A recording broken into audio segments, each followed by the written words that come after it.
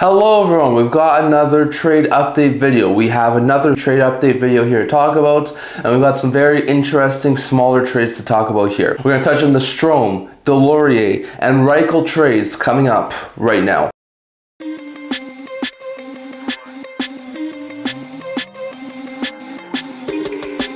Hello everyone, welcome back to another end-to-end hockey trade update video. Once again, if you haven't already, don't forget to subscribe down below. We're trying to hit 650 subscribers in the very near future, so if you can, leave a subscribe. It really does help with the channel. And definitely, if you haven't already, check out my live stream I did yesterday. It's under the live tab in my YouTube channel. If you guys can check it out, you can get my raw reactions to all of these trades, so definitely don't forget to stay tuned for that. But in today's video, we do have 3 trades to discuss. So we're going to start off with one between the Calgary Flames and the Anaheim Ducks. The full trade is as follows. Ryan Strome was dealt to the Calgary Flames for a 2027 7th round pick. So for the Ducks side, they don't get much back in return. I do think they lose this deal, but it's not only because they just want to get rid of Ryan Strome. Strome had this year and next year left at $5 million cap hit and was stuck in the bottom 6 for the Anaheim Ducks. So he A, wasn't getting much playing time, and B, signed for next year at still a $5 million cap hit. So because of that, trading him made a whole bunch of sense. Sure, they only get a 7th round pick in the 2027 draft. Once again, the Ducks are a really good team. Might be used as trade fodder. They might try and keep that pick for next year's draft.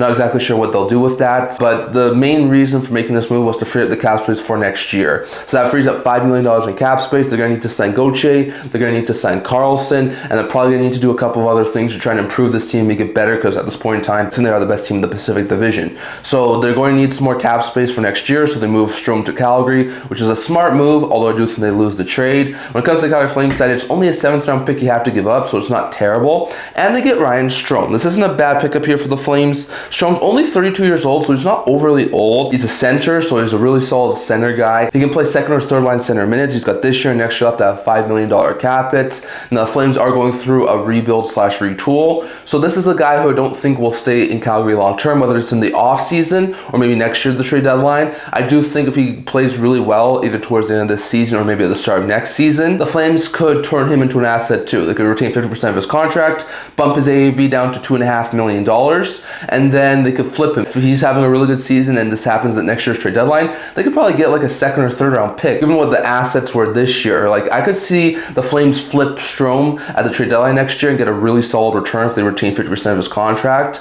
So this is a guy who I think could wind up turning into a trade chip for the Calgary Flames. So far this year, has 3 goals and 9 points in 33 games, has dealt with a whole bunch of injuries this year. So I feel like this pickup here for the Flames, it's a very buy low option. If it doesn't work out, they can walk away from him free agency next offseason. And if it does work out, then they can potentially move him as like a trade chip or maybe even extend him. So I like this move here from the Flames. I do think they win this deal, but a very interesting trade here between the Ducks and Calgary. The next trade I want to talk about here is between the Philadelphia Flyers and the Carolina Hurricanes. The trade is as follows.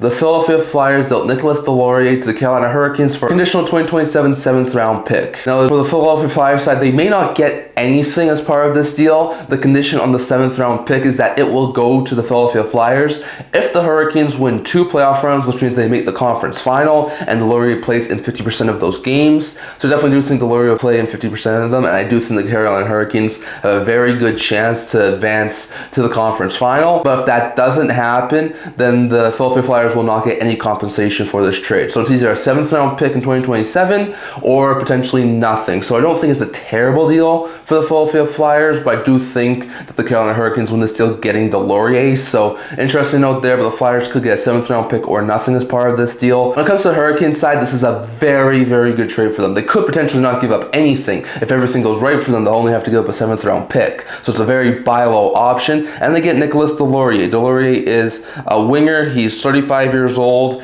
He's a rough and tumble, hard to play against forward in the final year of his deal, making $1.75 million, which isn't a terrible contract. The Canes had a whole bunch of cap space to play with at the trade deadline. A lot of people are surprised they didn't make even more moves. But Deslauriers, he's a hard-hitting, bottom 6 forward. He's played in the playoffs before. Very hard to play against 4th liner. Won't put you up a whole bunch of points, but it's rough and tumble guy, gonna lay the body, play that playoff style game. So far this year, had an assist in 24 games, been healthy scratched a whole bunch of times. So this is an interesting pickup here from Carolina. I do think he will fit really well on the 4th line for Carolina and be a pest to play against in the playoffs. So a very buy low option here, but the Canes do get Nick Deslauriers for a conditional 7th. And then the last trade I want to talk about here is between the Boston Bruins and the Vancouver Canucks, as the Bruins acquired Lucas Reichel from the Canucks in exchange for a 6th round pick. So the Canucks have to trade Reichel after only playing a couple of months in Vancouver. They acquired him, I think it was in October or November, from Chicago, and they had to give up a 4th round pick at that point. So they definitely do lose value on this trade, as they gave up a 4th to get him and only get a 6th round pick back. He never fit in Vancouver, so getting anything back for him, I guess, is all right, but it just, that was never a really good fit with the Canucks. So Reichel gets dealt to Boston. They get a 6th round pick. It's in this year's draft. With the way Canucks are shaping up to be right now, this is probably going to be a pick they use at the draft. They might try and use in like some sort of a draft swap or something like that, but I expect the Canucks to keep this pick. It's a 6th rounder. Not sure if it'll ever amount to anything at the NHL level, but at least they get something back for Lucas Reichel, which is interesting. For Bruins, this is a buy low option here. Like we said, Reichel was dealt in October and November for a 4th round pick, so it's really good value here for the Bruins, only giving up a 6th. He's a center left winger. He's 23 years old. He's in the final year of his deal at a $1.2 million AAV, and will be an RFA at the end of the season. If he doesn't have a really good stint with the Boston Bruins, I could see them not qualify him, so that's a very interesting note there. He so far this year has 2 goals and 5 points in 19 NHL games with the Hawks and Canucks combined, and also has 6 goals and 13 points in 23 AHL games with the Vancouver Canucks AHL affiliates. So I don't know if the Bruins are going to utilize him at the NHL level or the AHL level, so I'm not sure where the Bruins are going to keep him,